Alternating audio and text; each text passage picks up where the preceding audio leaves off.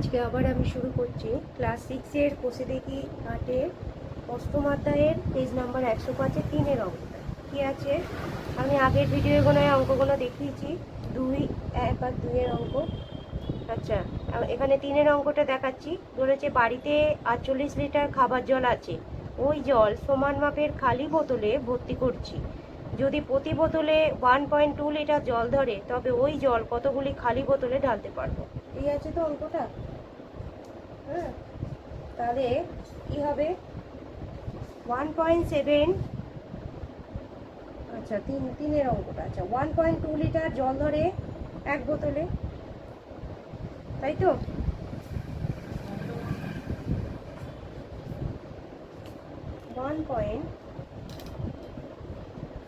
One point 2 litre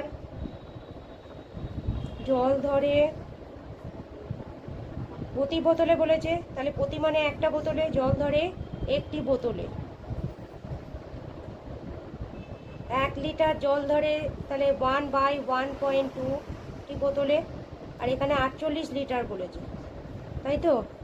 1.2 into 48। আচ্ছা,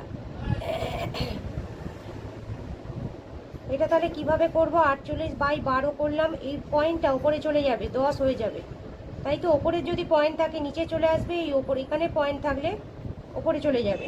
তা আমাদের এখানে একটার ঘর ছিল, তাই এটা 10 হবে। একটার পরে পয়েন্ট ছিল, তাই তো?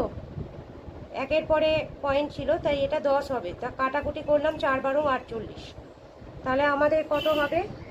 40। 4 × 10 = 40টি বোতল। ঠিক আছে, উত্তর হবে 40টি বোতল। 40টি বোতলে ঢালতে পারবো। সুতরাং 40টি বোতলে ঢালতে পারবো। ঠিক আছে, এই হয়ে গেল আমাদের এই 3-এর অঙ্কটা। এবার 4-এর অঙ্কটা দেখাচ্ছি কি আছে। 15.77 মিটার লম্বা বাঁশের, ঠিক আছে, 2.25 অংশ বাদ দিয়ে বাকি অংশ সমান 4 ভাগে ভাগ করলে প্রতি ভাগের দৈর্ঘ্য কত হবে? আমাদের তাহলে মোট বাঁশের পরিমাণ কত? এত মিটার। সেখান থেকে আমি এটা কিছু বাদ দিচ্ছি। বাদ দেওয়া মানে কি হবে? বিয়োগ করতে হবে। তাহলে এটা থেকে এটা বিয়োগ করতে হবে। তাহলে বাদ দেওয়া হয়েছে কত, তাহলে আমাদের বার করতে হবে, তাই তো? বাদ দেওয়া হয়েছে কত মিটার? বাদ দেওয়া হয়েছে, মোট ছিল এত, দেওয়া হয়েছে 15, হ্যাঁ 0.77 বিয়োগ 2.25। ঠিক আছে, 15.77 2.25 বিয়োগ যদি করি, তাহলে কি হবে? 5, 6, 7, 2, 3, 4, 5, 6, 7, 5।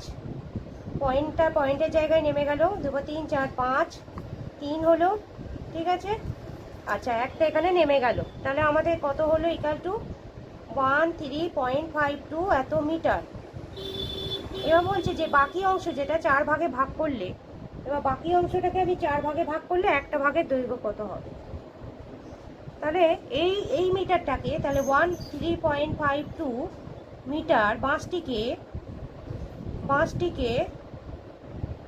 তাই তো?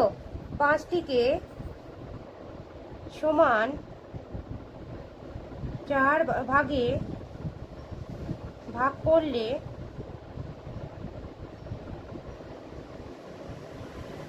একটি ভাগের দৈর্ঘ্য কত হবে? একটি ভাগের দৈর্ঘ্য বার করতে গেলে কি করতে হবে? না, ভাগ করতে হবে। দৈর্ঘ্য হবে, তাই তো? ভাগ করতে হবে। আমি একবারে পয়েন্টটা তুলে দিচ্ছি, এখানে 100 আসবে, আর ইন্টু 4। 4 দিয়ে যদি ডাইরেক্ট কাটা যাবে, দেখছি 4 দিয়ে ডাইরেক্ট কাটা যাবে কি না। 3, 4, 12, 1, 5, 3, 4, 12, হ্যাঁ যাবে।